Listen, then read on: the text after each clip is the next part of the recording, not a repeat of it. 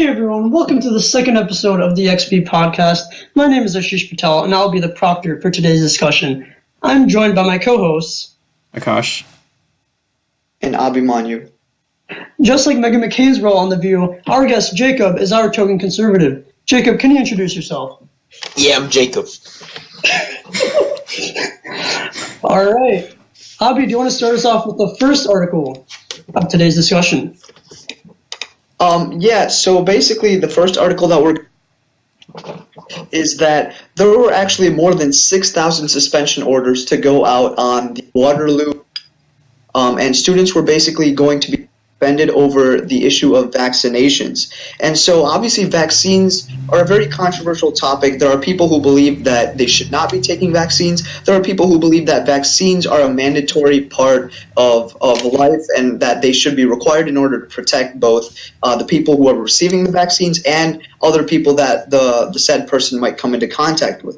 So basically, there were a total of specifically 6,129 suspension orders, and those orders will go out, and parents will actually have until March 26th to provide proof that they have actually immunized their children who are in this region, Waterloo region, or provide a valid exemption to avoid suspension.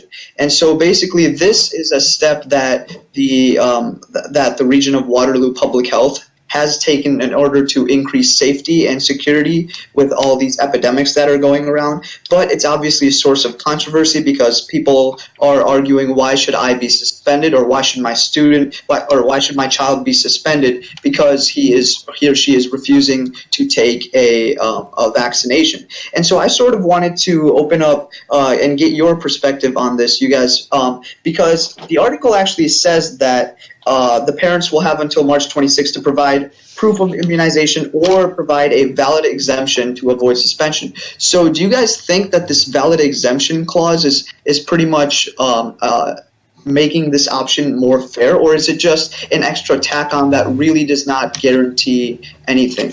Well, okay, so the only reason someone would be exempt from a vaccine, one of the very few reasons is that they have a negative reaction to a certain vaccine or immunization. So, I mean, yeah, I would say that this valid exemption, is not just there. It's not just tacked on at the end. I feel like it has place. I mean, yeah, I see where you're going with. What I was mainly concerned about, what really determines that.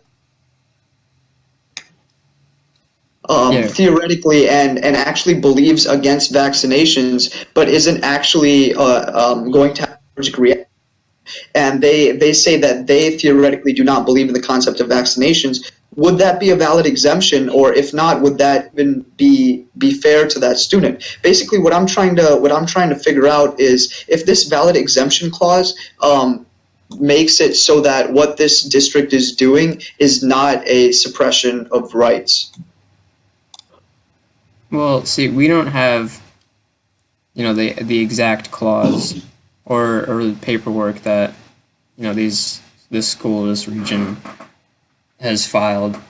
But, I mean, I'm more focused on the concept of forcing students, to be vaccinated. Because my belief is that vaccines are, they should be taken. And but I feel like they don't. I don't really know how to put it. I feel like it shouldn't be a mandated type thing. So let's bring it over to the more broad discussion about vaccine and vaccination rights, especially in America, right? So I know this is from Canada, but it kind of links into the whole anti-vaxxer movement. What do you guys think about vaccinations on a person's rights? What should take bigger priority, a person's individual rights or the safety of a community? Jacob, you want to comment on this? So Ashish, I'm glad that you. I know that vaccinations are something that are not really done for the individual himself or herself, but they're done of the population. protecting the individual who's receiving the vaccination, but the purpose of that is through interactions when that individual is going to school, for example. If we bring this back to the Waterloo example, if the person is going out and about, we need to make sure that other people aren't getting infected, and that's really the purpose of the vaccination. So I think that when one individual's rights tend to or begin to intrude on another person's safety, that's when that individual's rights end and the other person's rights begin. Because now you have to make sure that by enhancing one's rights to not take a vaccination, you're actually putting others' rights of safety in jeopardy. All right, Jacob, what are your thoughts? Like I originally asked.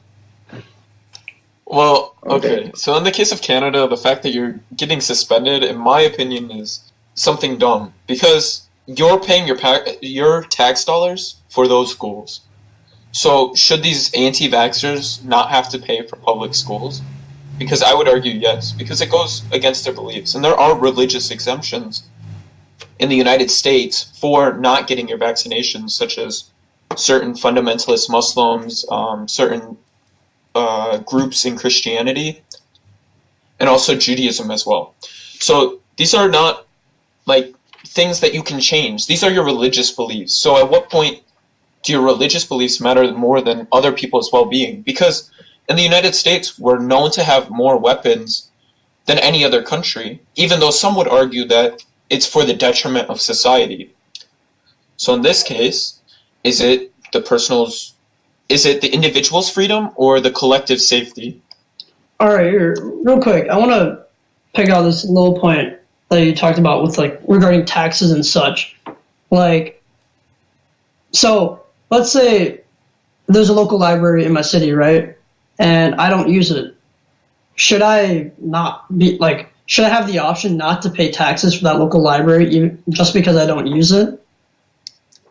I mean, I feel like that argument is very similar to what you're stating, as in like these anti-vaxxers, if they're being forced to take a vaccination in order to attend a school, they shouldn't pay for the upkeep of the school. And I feel like it's a really dangerous argument to have.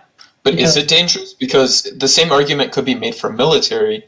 Why should I be paying for the United States government to gun down innocent Yemeni kids if I don't personally believe with it? I understand that. But the thing is, we have to pay our taxes. Like, here, in every single country, there are things that need to be paid. And we elect representatives to advocate for certain budgets and to allocate funds for certain projects and such. And we just have to pay them because we elected those officials and we pseudo-chose what we wanted to do, and like when it comes to allocating funds. So even though we personally do not agree with where these funds are going, it's a very dangerous thing to say that we shouldn't pay them. We should pick and choose what areas we want to invest our money in. Not even invest. Put our tax dollars in, the government's money, we should say. But if you understand the United States government, it says it's for the people, by the people. So in that case, should it not be up to the individuals? So in the case of democracy, we can see clearly in countries like Nazi Germany, the tax dollars were clearly going to something that were against the Jewish people. But the Jewish people still had to pay taxes and respect the rules. It doesn't always work like that. And especially because in America, you can use your money personally to put it into whatever you want. So should we not be pushed into societies like this, where you have to have consent to something being used? I don't know. Let's bring it over to Akash and Abhi. What are your thoughts on this whole vaccination thing and how government should, ensure, protect, or take away these supposed rights? Okay, I'll take this. So, I agree with. I think vaccines should be supported. Like I think that every child should be vaccinated, but I mean, in only very rare situations is it that this type of like vaccines cannot be used. So I feel like governments should, like I don't entirely support what's happening in this situation with the Waterloo region suspending students until they meet a certain requirement for vaccinations or immunizations, but I mean, I also don't see any other options that are less drastic that could also ensure the safety of the students going to the school. All right. Let's move on to the next article about Tesla's Elon Musk, who may be in contempt over a tweet. Akash, you want to introduce that article? Yeah, so quite a while back, Elon Musk tweeted something, and basically it ended up raising the stock value of Tesla because of the information that he shared in this tweet. And so the SEC, which stands for the Securities and Exchange Commission, basically they came to an agreement with Elon Musk that his tweets need to be, they need to go through a process of being verified and like before they're made public. Sorry? They need oversight, right? Yeah, exactly. So that happened quite a while back. And then recently Elon Musk tweeted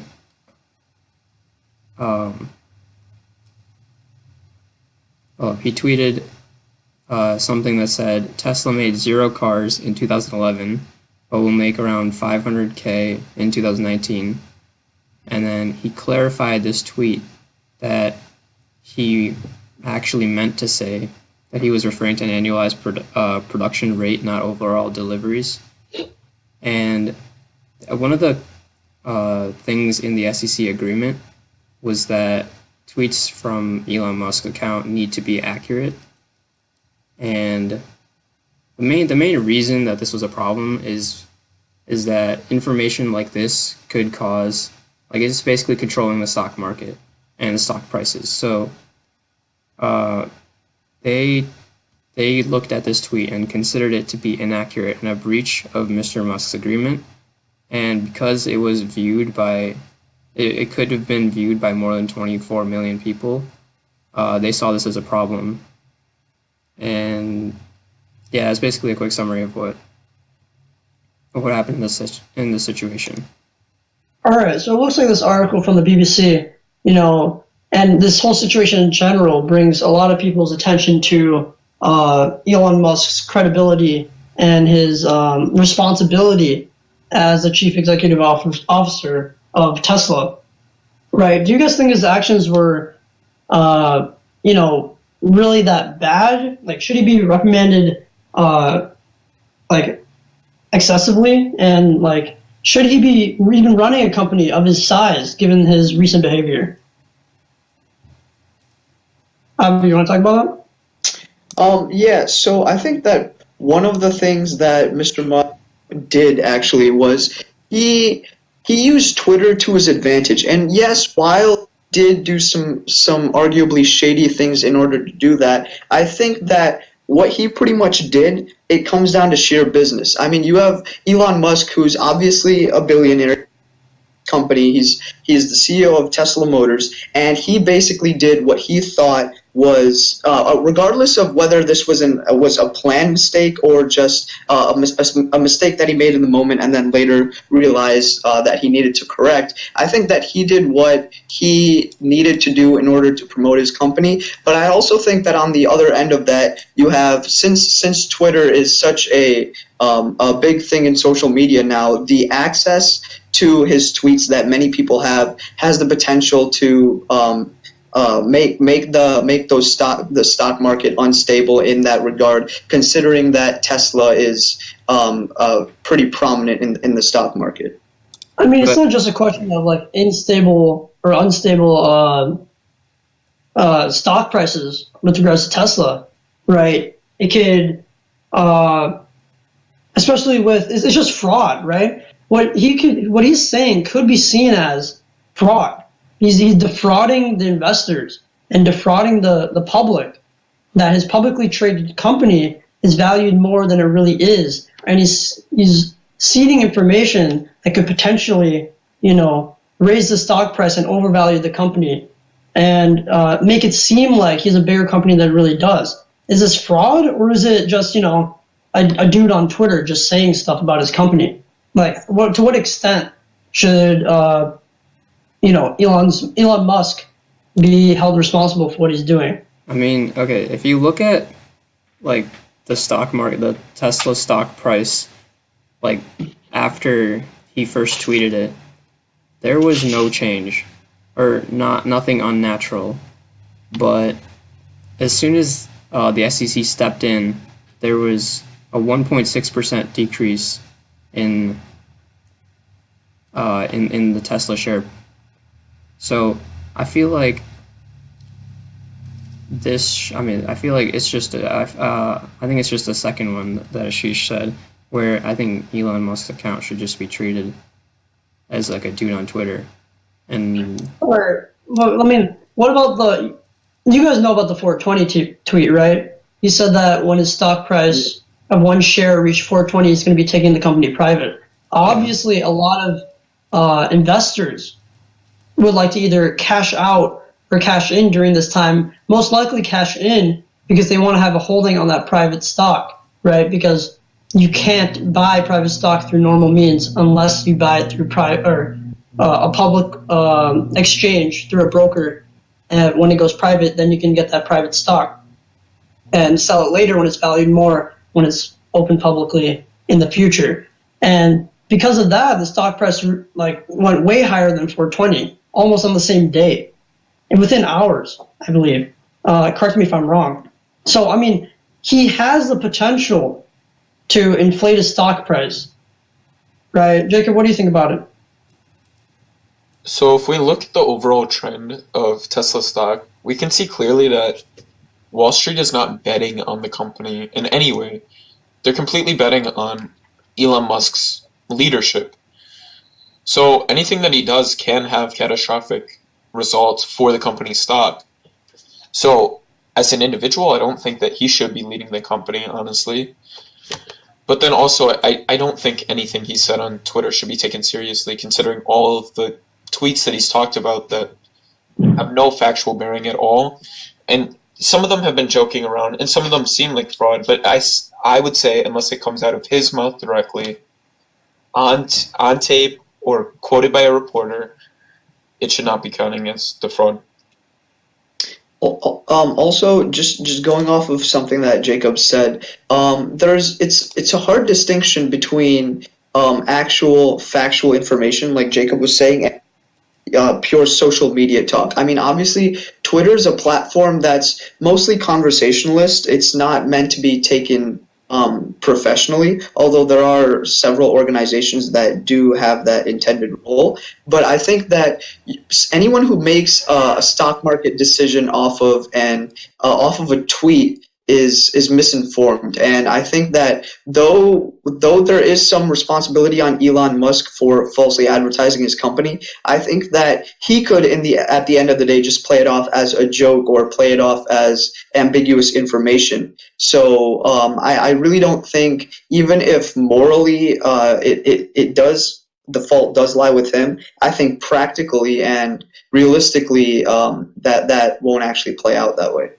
Do you think that leaves a dangerous precedent, though? Like, what platform is, inadequate for the release of public companies' information, right? Financial or production, etc.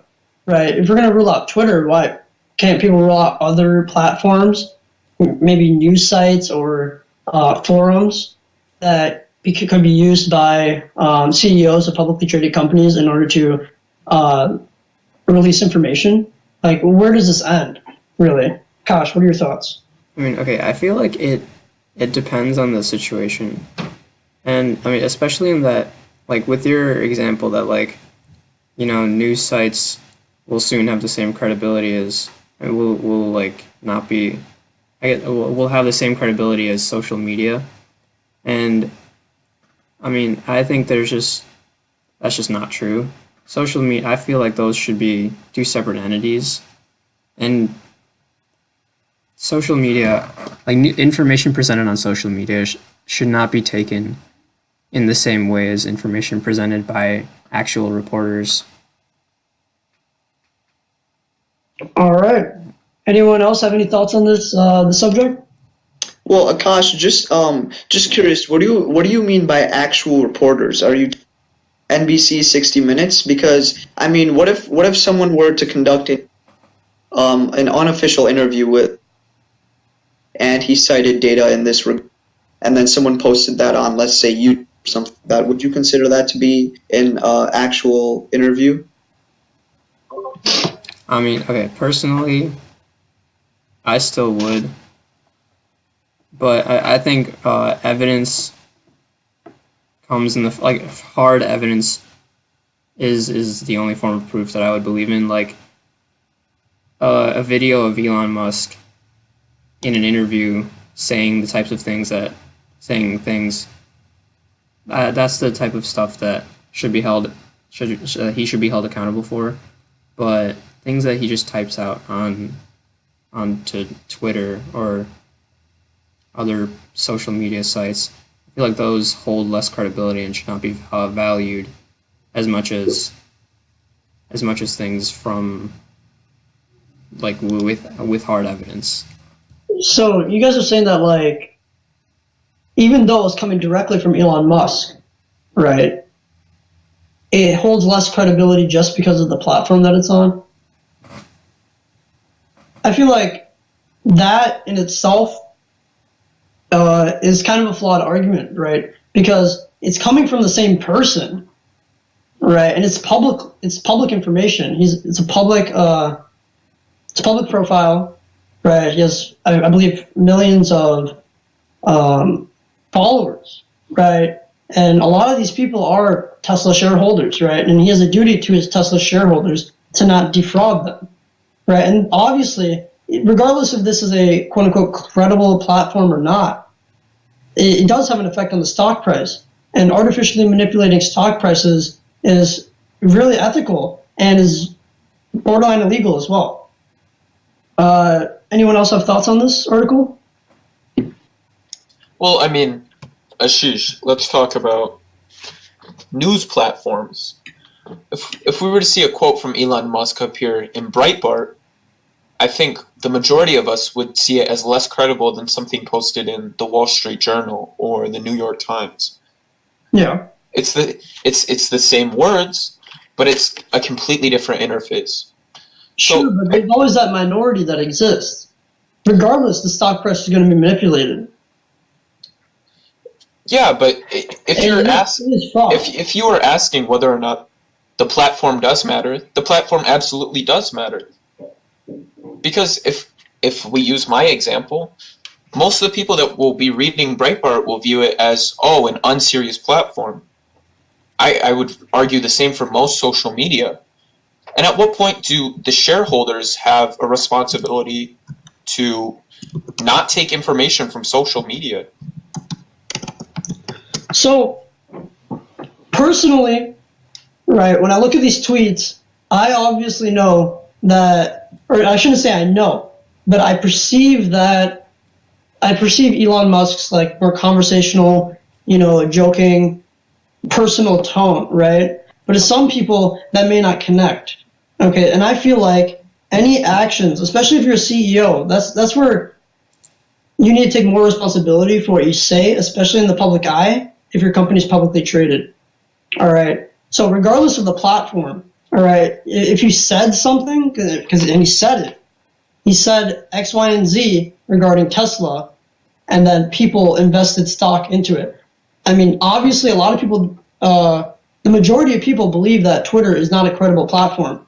Yet, many people, and I believe even probably banks and such too, also invested a lot into Tesla stock price, which caused it to go up, right? Individual traders aren't the only people that, they can't really cause stock prices to move up that much, right? Larger institutions are the ones that really move stock prices. So I don't know. This is really nuanced topic, right? So there are a lot of different arguments and a lot of perspectives regarding this, and it's very individual to each person. So let's move on to the next topic, which is regarding the India-Pakistan controversy, which we talked about last week. Abhi, would you like to introduce this topic? Yeah, sure. So basically, like we mentioned last week, tensions were running high between India and Pakistan. And so basically, we have a situation escalated last week, and then now we sort of have some resolution that's occurring right now. But anyway, basically, the gist of it is that Indian warplanes conducted airstrikes in Pakistan on Tuesday last week, and then after that, Pakistan vows retaliation after strikes. So we just have this sort of back and forth going on, and then now there's a resolution or a stated resolution between India and Pakistan that says basically that they won't go to war with each other. So obviously, this sort of situation has occurred in the past. India and Pakistan have been at conflict each other for quite a while, and it really just takes one sort of event like the Kashmir situation that happened to really escalate things to this level. And then, so I really wanted to get your guys' thoughts on this. How do you guys think that a permanent solution can ever be proposed between these two countries? Because it feels like there's just more of the same every time. There's an incident that happens, there's a sort of a back and forth, and then they realize that going to war would actually mean mass destruction, and then they're at peace for a while, and then the same sort of events just unfold again. So do you guys foresee anything ever changing in the near future? I mean, I'm not totally sure about that. India and Pakistan, like you said, have such like a long history of conflict, like right from their like founding, right when the Indian partition occurred. These two countries, people were displaced from their homes and such to move into a new land where they thought that they wouldn't be persecuted and that they would be safe. And this resulted in the deaths of millions and millions of people. And there's so much bad blood between these two countries just from partition itself, right? And you take that combined with, the military tensions and the distrust and India's backing of Bangladesh when they seceded from Pakistan, and all these things that occurred, right? There aren't that many countries in the world that have this very antagonistic, conflicting history with each other. So I honestly don't believe that there will ever be a time when India and Pakistan can both be friends. I think there will always be tension and backstabbing and espionage and things like that happening in the background. Kind of reflective of what we saw between the United States and the USSR, right? In the beginning of the relationship, in the open, they weren't so antagonistic about each other, but in the background, they're connecting,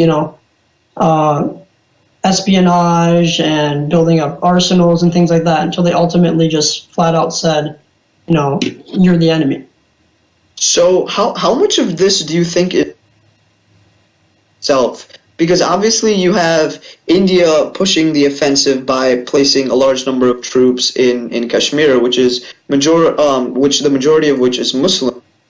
So obviously that's creating a sort of an aggressive mentality in the eyes of Pakistan, and so Pakistan needs to do more to obviously tackle their terrorism issue, because there are terrorists, whether they are actually affiliated with the government or not, that's an entirely separate debate. But assuming that the terrorists are acting independently, Pakistan obviously needs to do more to combat this issue and overcome this as well. So how much of this backlash, or how much of this conflict between these two regions is actually rooted in Kashmir?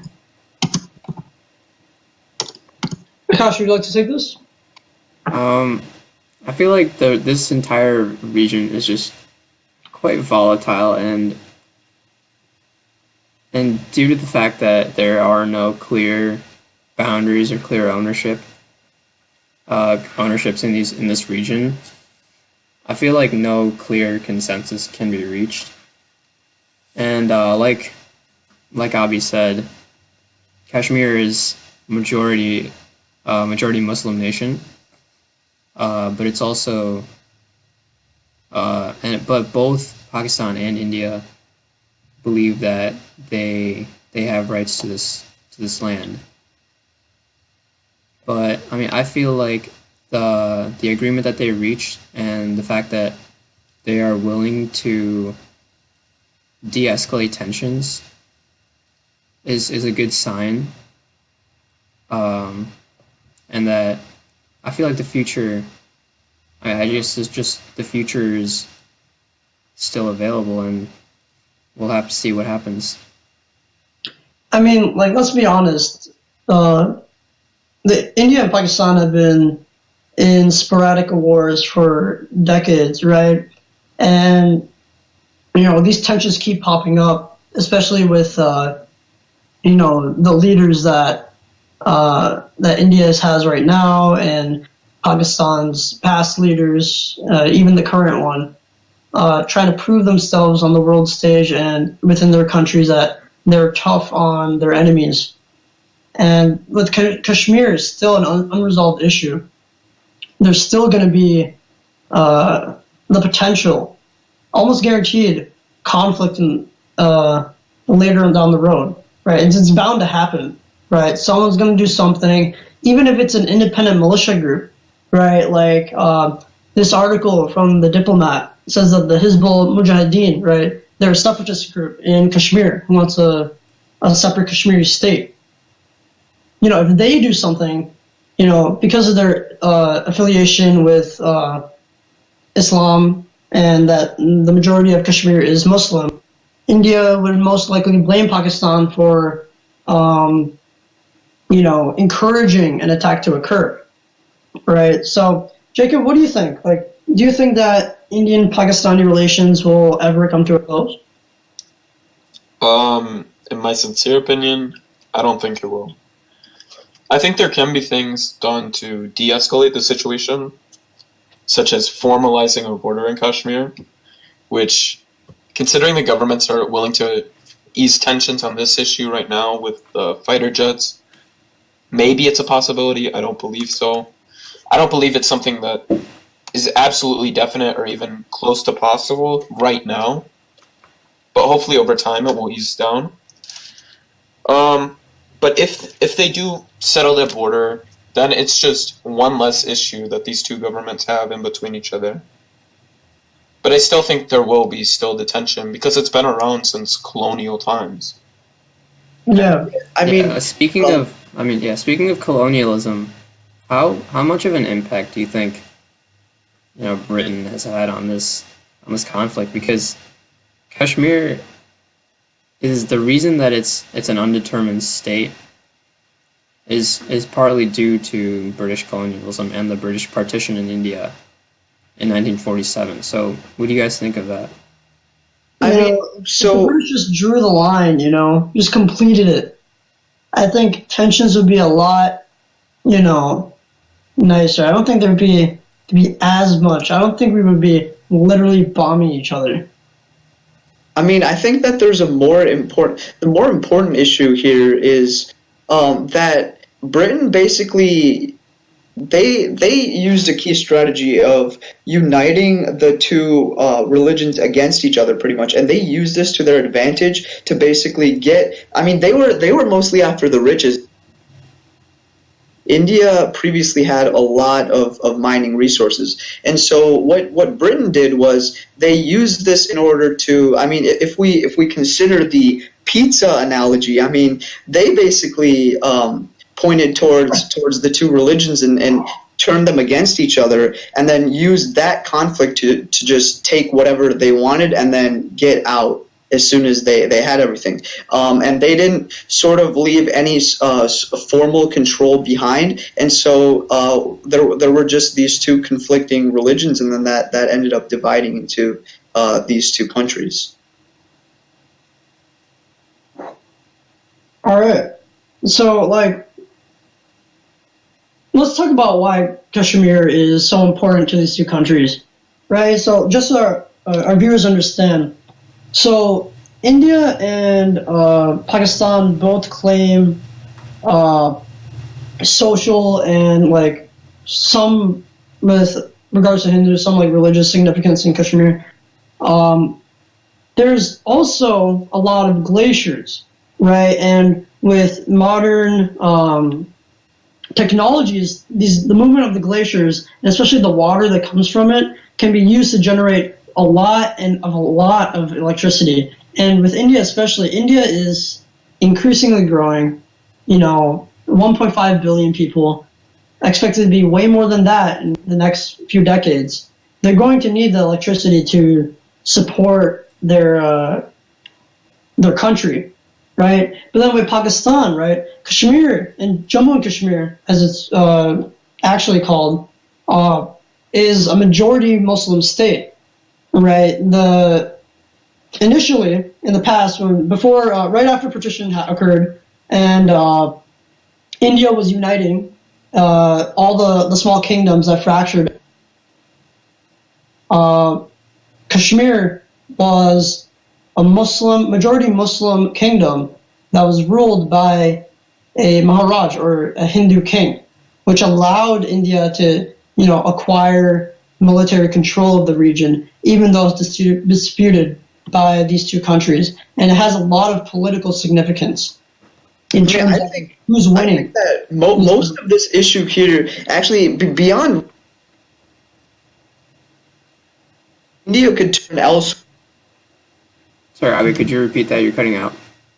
Yeah, sure. I was just saying that the main issue here is, despite it being a play of resources for India, Kashmir actually, it's more symbolic in terms of, because India wants that land because it has previously wanted that land, and we have Narendra Modi, who is actually the Prime Minister of India. He's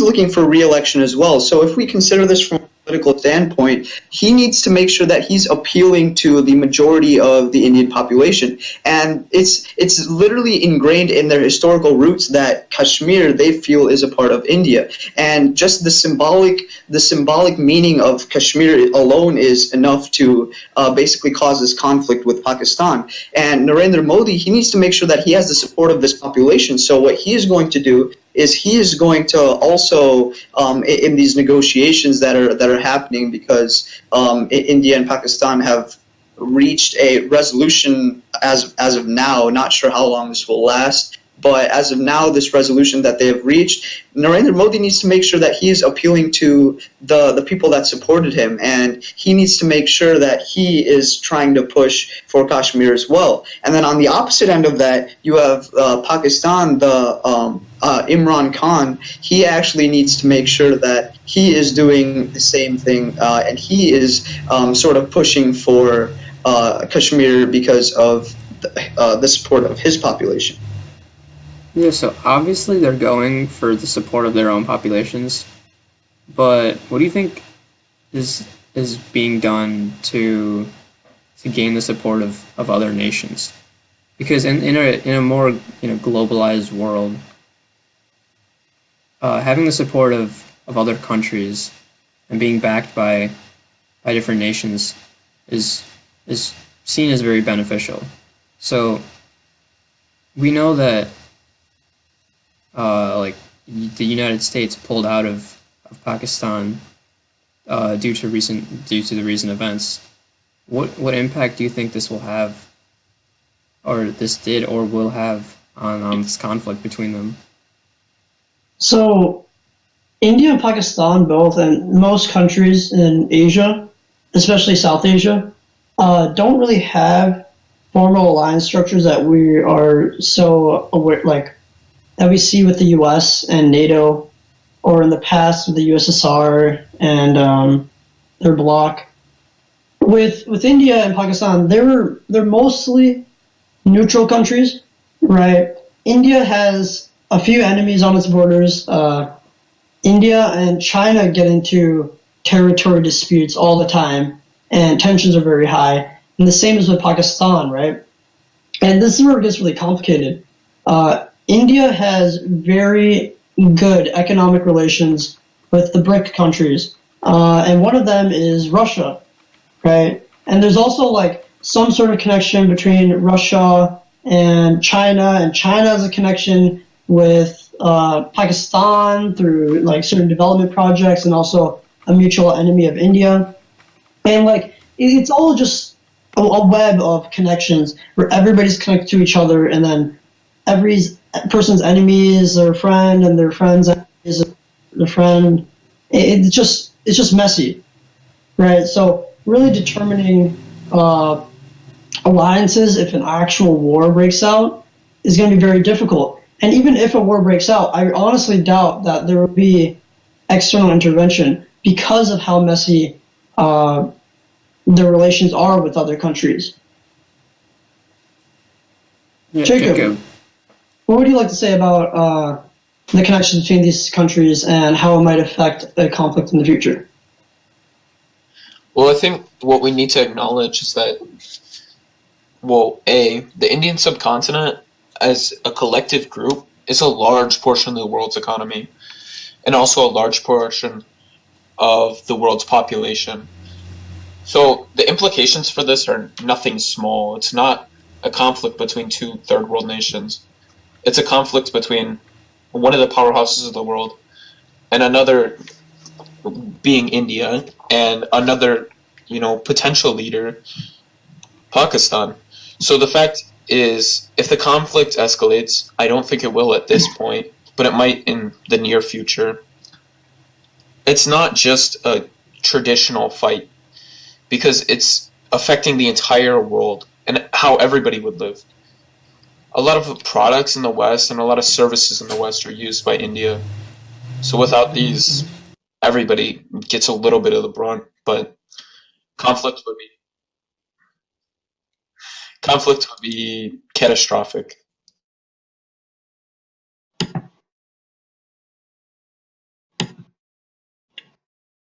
Yeah, go on. Besides that, I think what they also need to recognize is that both nations and a lot of the world are becoming a little bit further right, and especially populist right. Yeah. So with this, it's easier to convince a population that you're going to war. And I think that's a really bad thing, especially knowing India's past and knowing the population of both of these two nations. It's the number of people that could be harmed or killed, innocent or soldiers, would be innumerable. And if these two nations can convince their population that easily of a conflict, then I don't see the situation being resolved until this populist issue is dealt with. Yeah, I totally agree. Like, we've seen a wave of populist leaders in Europe and in Asia. It's just like spreading all around the world, right? These nationalist these nationalist leaders coming to power, and then using the people, right? The people are getting riled up, and everyone's being convinced into a state of war, which causes tensions to extrapolate and become even worse in the future. All right, guys, let's move on to the Michael Cohen story. So this article is from the BBC, and it's about the Michael Cohen testimony to Congress regarding President Trump. Jacob, would you like to speak on this topic? Yeah, so in the previous months, we've seen many close related members to Trump going down to charges relating to ties to Russia. So this is just one of the key indictment or trials. And the reason for that is because he has directly pointed the finger at Trump. So because he has pointed the finger at Trump, it's not something that's been done on the record beforehand. And I feel that with this, I think it will cause a change in the American public. Because I'm not seeing a Trump 2020 here, especially because of this. Yeah, it's just something hanging over his head. Yeah, it's bad publicity. And Trump ran his campaign on publicity from the media, but if his name is constantly being mentioned in a court trial, even if he's not indicted, the damage done is done to his reputation, which is what he needs to win 2020. So one of the, like, I watched the at least a portion of the testimony yesterday, and I don't know, like, a lot of people are questioning Michael Cohen's credibility when he's testifying to Congress, right? Because he's going to jail for falsely testifying in front of Congress. And there are a lot of people, especially on the right, with conservatives, obviously because of their connection to Trump, the leader of their party, regarding Michael Cohen's credibility on speaking on this specific sequence of events. Akash, what do you think about Michael Cohen's credibility? Do you think he can be trusted and his information is solid? I mean, due to the fact that he's lied in the past, I feel like his credibility should be taken with a grain of salt. I don't think he's necessarily the information that he presents should necessarily be dismissed just because of an assumption that he's not being credible. I mean, he is in front of reputable judges being asked questions, and what he's done is he's cooperated with the U.S. government in order to further this investigation. And personally, I think that he may not be credible, but I will still go with what he said in these as his testimony, because I don't want to judge. I don't want to just assume that. So wait a minute. Wait, real quick.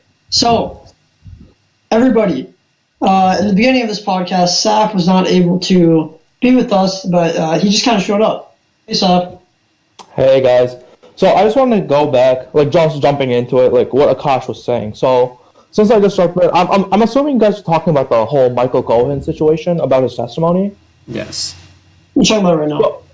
So just to catch me up to speed, Akash, why do you think that Michael Cohen isn't a reputable source when he's conducted his 2-year study? Think he is or isn't? Didn't you just say that he wasn't reputable? Here, I'll take that one, because I was just talking about it earlier. So Michael Cohen, a lot of Congress, a lot of representatives in Congress, they said that Michael Cohen was not credible because of the fact that he's going to jail because he lied to Congress previously. And most of the people calling that out were are like Republicans, right? Mm-hmm. So I was just asking Akash, like, what are his thoughts on Cohen's credibility? But also another thing I'd like to add is the fact that Michael Cohen used a lot of external sources. Like, he had a lot of evidence to back up his claims. He had checks, he had like letters, documents, and he did several interviews, like showcasing that he really wants to turn his life around. But what exactly did he lie about?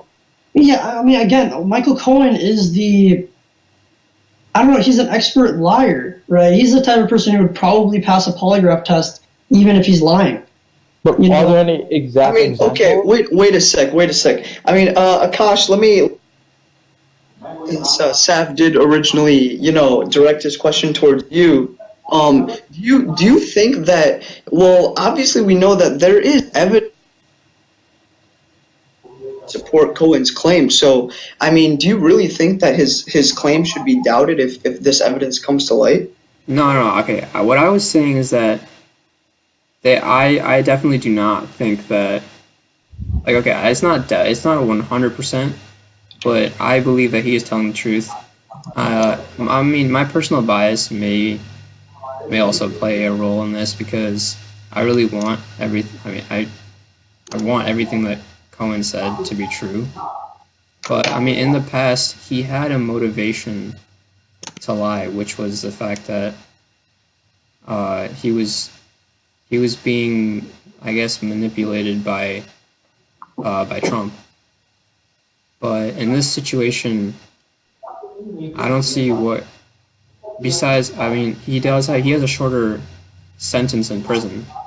But besides that, I don't see any other potential reasons that he would, or motivations that he would have to lie to Congress. I mean, really Trump did screw Michael Cohen over, so he could, but. Or he could be just reaching to save his reputation and avoid a prison sentence. Yeah, that's really how it is. Right, which is that's exactly what I was saying. Is that that's still a possibility, and I don't. Then that's why I said that his testimony should be held. The credibility of it should be held with a grain of salt.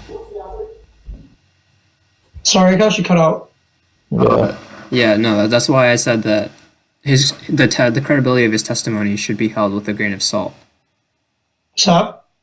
Yeah, because I'm just trying to say one thing. Like, logically, it doesn't make sense for Michael Cohen to lie. He most likely doesn't want to risk prison time. So he already has the stain of being known as a liar. So lying to Congress at this point would just further hurt his case. So it really would not be a good thing for him at all. So I don't see any logical reason why he would go for it. Well, you could view this as an all or nothing. He's double or nothing right now.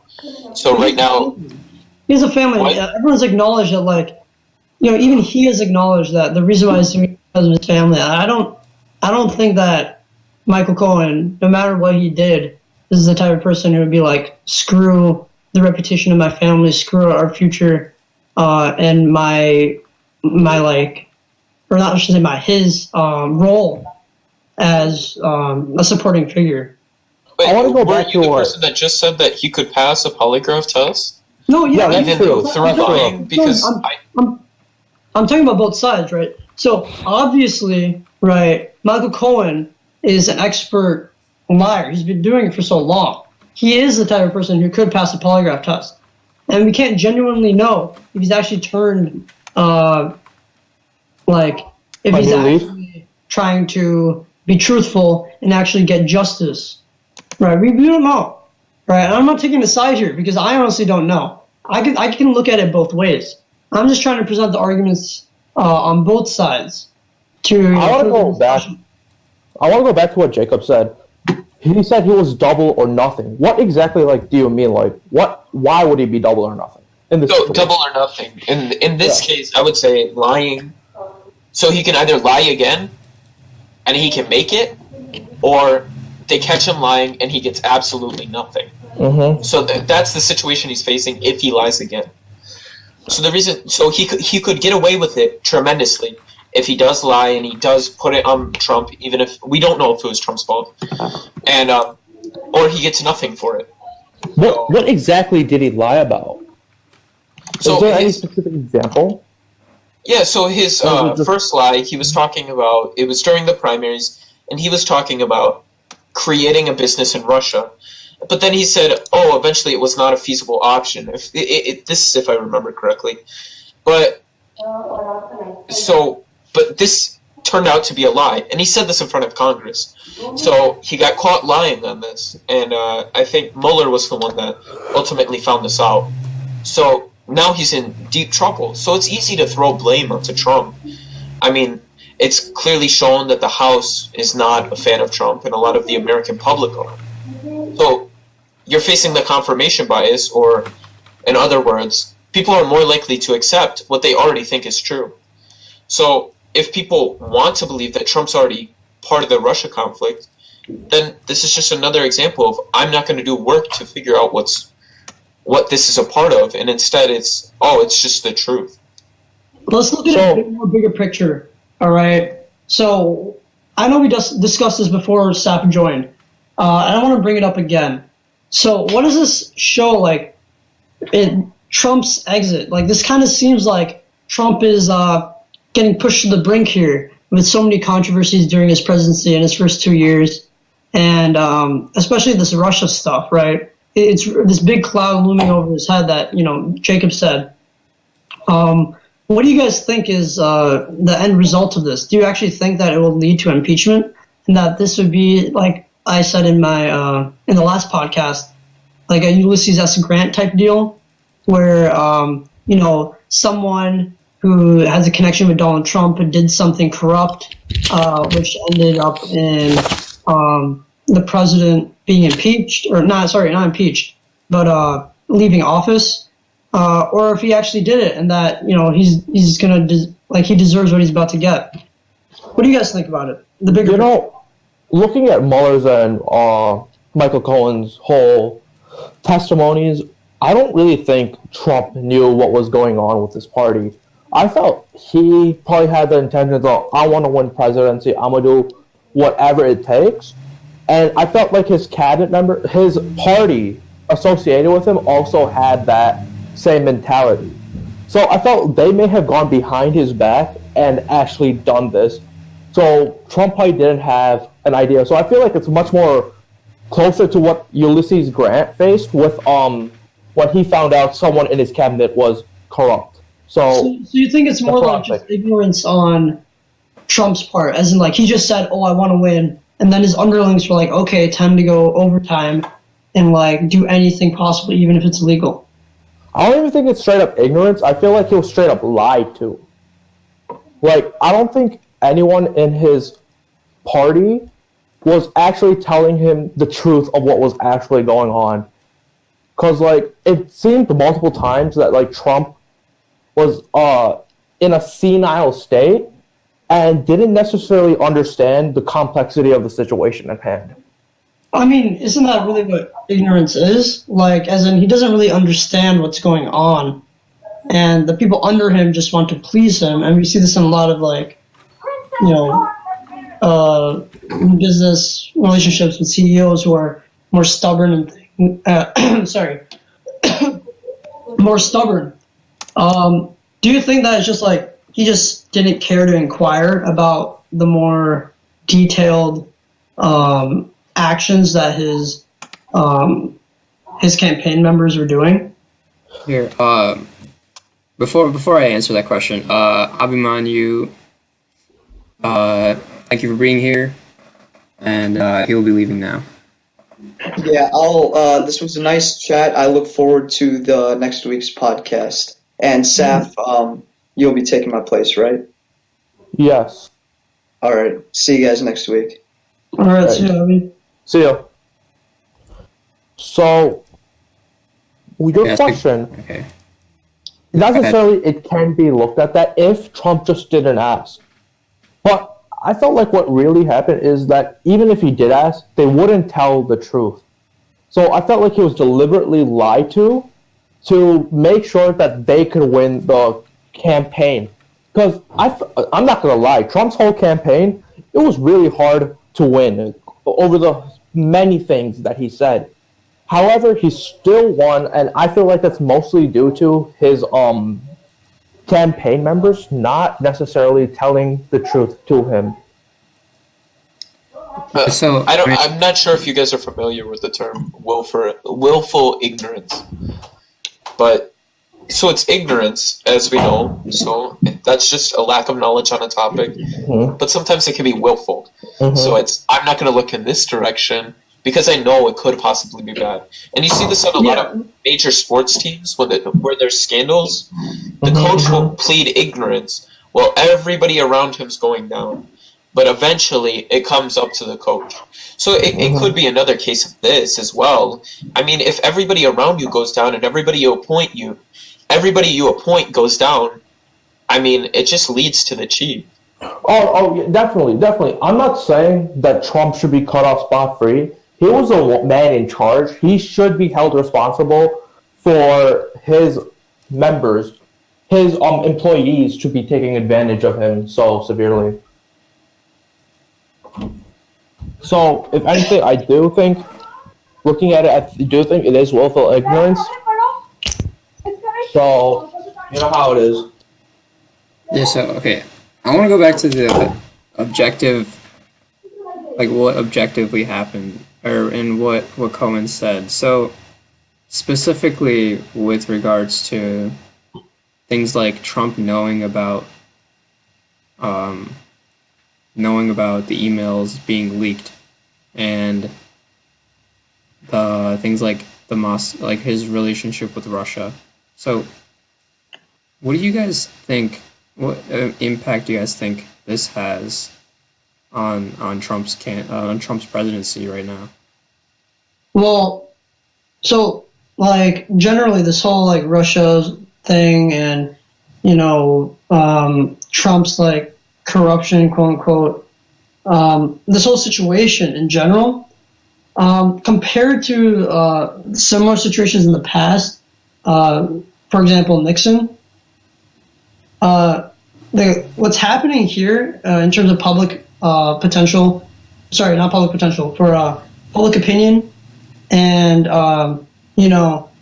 the contrasting opinions on both sides of the media is very different, right? So right now, there isn't like bipartisan support to condemn Trump, or even like bipolitical support between those on the left and those on the right, like with media outlets and things.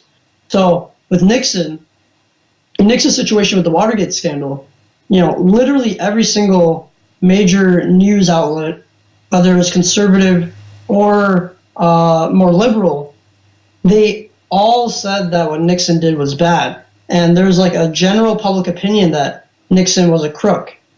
Compare that with the situation now, where there's a whole like expanse of right-wing media who just keep on saying that like this is a witch hunt, this is a hit job, and that the liberals are grabbing at nothing, and whereas like more media on the left is saying the complete opposite and saying that Donald Trump was manipulating the election, he was engaging in corruption and was doing dirty dealings and tax avoidance, et cetera, et cetera. And just the difference between then and now, and the public opinion and the political imbalance that we have in our country, kind of throws this whole situation up in the air, where I honestly don't feel like there's a lot of public pressure to actually take action against Donald Trump. And it's more political pressure coming from these individual political parties. And I don't think the people really care. I think there are people who care, but I don't think in general that anyone actually cares that much about what's going to happen. At least compared to what happened with Nixon. I see what you're saying. I probably think I have another example of it, and it could be literally seen in the 2016 election. I would say that would be most comparable to Hillary's emails. The left was saying, "Oh, there's nothing there. There's really nothing to be found. This is a hit job by the FBI to screw with her." The weeks before the election, days before the election, so Donald Trump wins. The right, on the other hand, Fox News was saying, "Oh, she's being corrupt. She's not being truthful towards the American people. She may be selling our private information to everyone, our enemies." So it's really nice to see, interesting to see in a way how both these parties are just switching around, and it just really shows how big the divide is between the two political parties at this moment. It's really not about politics anymore. It's more about your personal, how good you look personal wise, how good your reputation is outside of what people know. Jacob, what are your thoughts on this? Well, first of all, I want to go back to your point that the American public may not care. I think we're at a time now, more than ever, that the American public are indifferent to in-depth political conversation. So just because the public does not care about it does not mean it's not an important issue. Definitely. Because in the United States, we have a history of trying to be separate from European nations and trying to be our own nation. And we also have a history of being the nation that intrudes into other people's politics. A case example of this would be pretty much all of Latin America, Iran as well. And I think now we're finally seeing it come back to us, but the people don't care like the people in those other countries.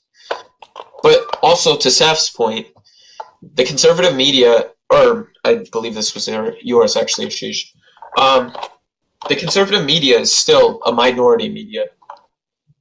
The largest viewership, there's a larger viewership of CNN in the United States than Fox News, and most newspapers are further left-leaning than right-leaning. So I think since the beginning of Trump's presidency, he's had a disapproval rating. So again, what I was saying at the beginning is that people are going to be more likely to accept bad things being said about Trump than to deny them. His approval or his disapproval rating has been hovering around 53%, almost exactly 50 days after he came into office, and it just hovered around that area. So I think we're going to be. It's very easy and intellectually easily to say Trump is bad and Trump has ties to Russia, but I think we're going to need to see how these events unfold. The thing about the common people is, during this day and age, I'll go back to what Jacob said, that they're politically indifferent. They don't really care what's happening in the country. They're just mostly going along with the flow.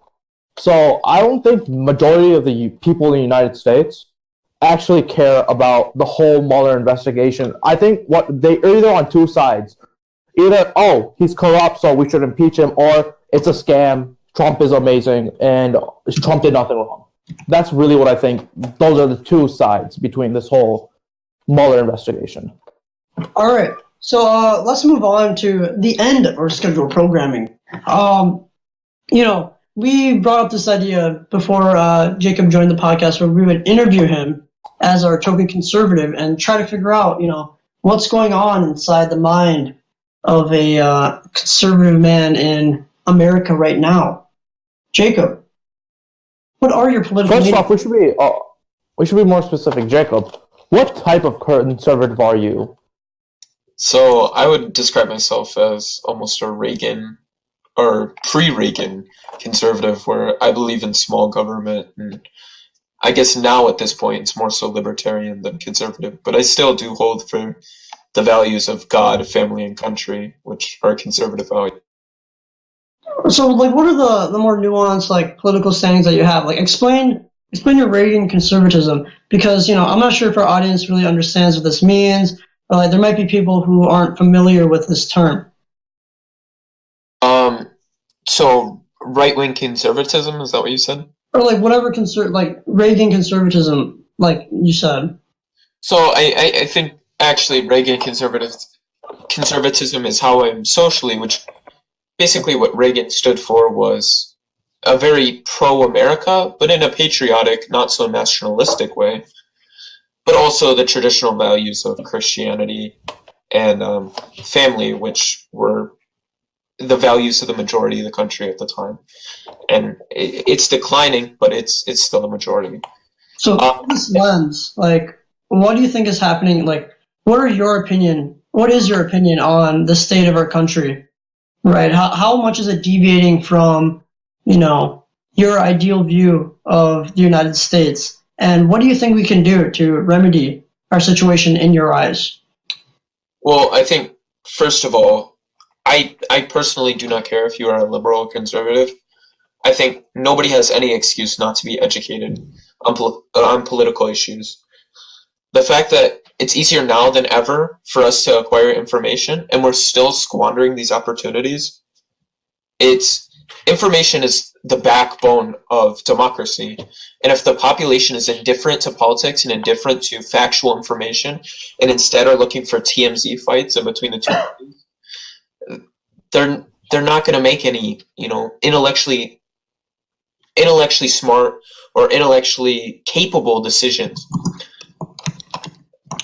So from this, I would say I would advocate that each individual family educates their kid and puts the value on learning, because I'm feeling that these values, which have historically been idealized because they are the sign of the upper class, they're waning because it's It's not cool to be smart anymore. It's not cool to be smart. Well said. Do you think that could be a reason for just the sheer amount of access of information that we actually have? Do you think it's entirely possible that a person looks at how much they want to know, but just knowing how much there is out there, they get scared off, and that's the reason why we see a state of political indifference in our country right now? Yeah, like, do you think that the overabundance of information could be causing this decline in personal political depth? Well, I think absolutely. I think the overabundance of everything in our society is causing people to squander their time on useless things. So the fact that we can now see our favorite TV shows on Netflix for multiple hours without having to wait for the next week, it's a nice thing, but it allows for us to waste time that could be used to be looking for political information. But I'm not going to lie and say that finding a decent political source is easy. But I think if you find the right source, or if you find the right website or the right speakers and you follow them and you listen to what they say, but also hear contrasting opinions.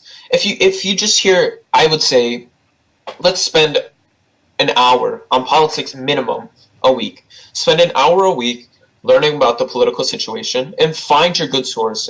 Mine would recommend are historical institutions like Financial Times, Wall Street Journal, The Atlantic, New York Times, even Reuters, which isn't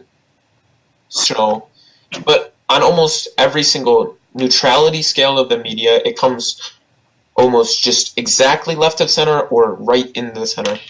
So if you find these sources, and a lot of them have bullet-pointed lists on what's going on in the day, it's a emailed newsletter or it's on their front page.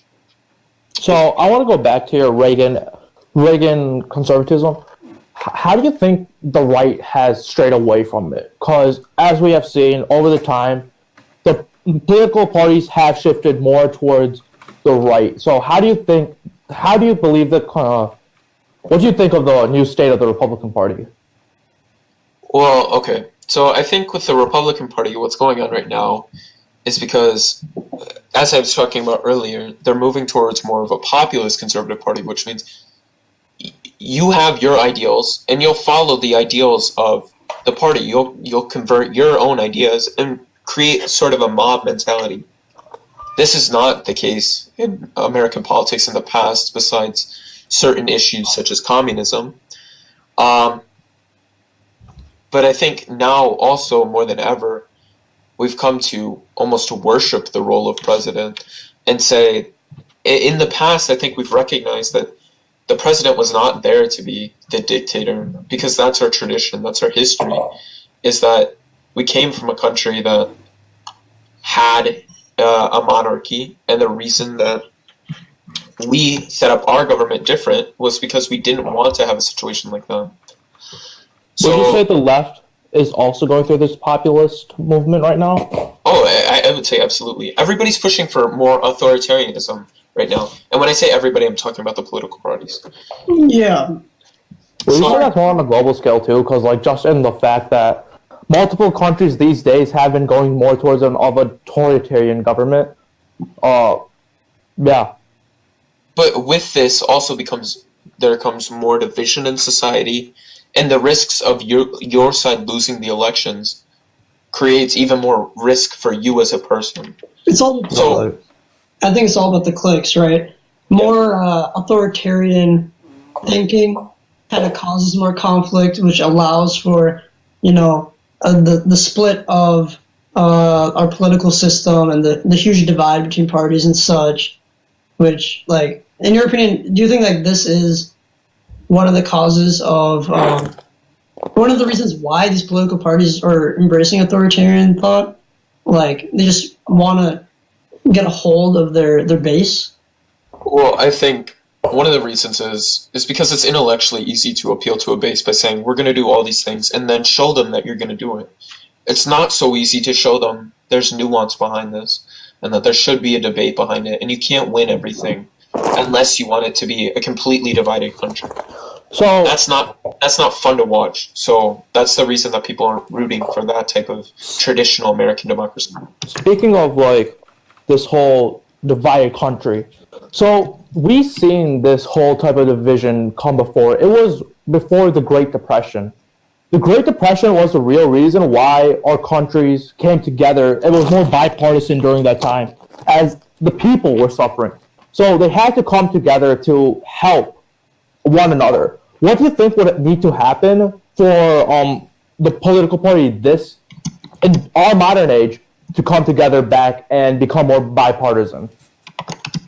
So I think, again, the first thing we need to do is start educating our kids on the values of nuance and the values of compromise.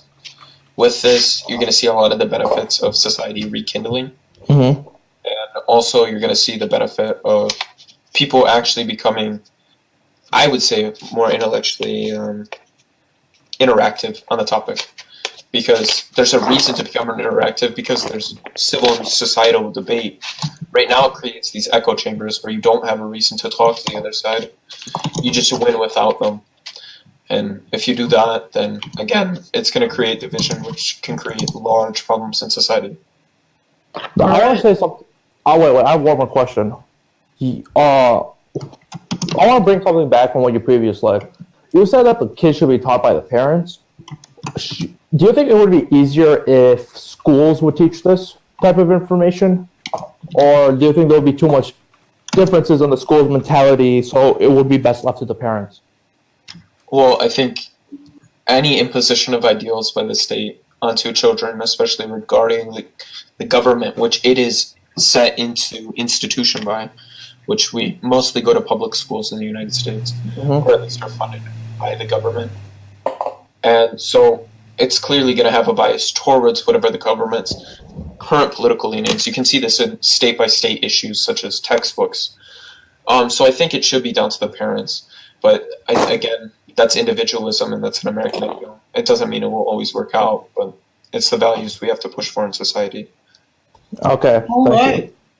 Sorry, Saf, but we're going to have to end our scheduled programming for today. Thank you, Jacob, for joining us. Jacob will be next week on the next XB podcast. Thank you to everybody. My name's Ashish. I'm Akash. I'm Saf. And I'm Jacob. And we will see Abhimanyu you was next- here. Oh my God. And we'll see you next week. Bye.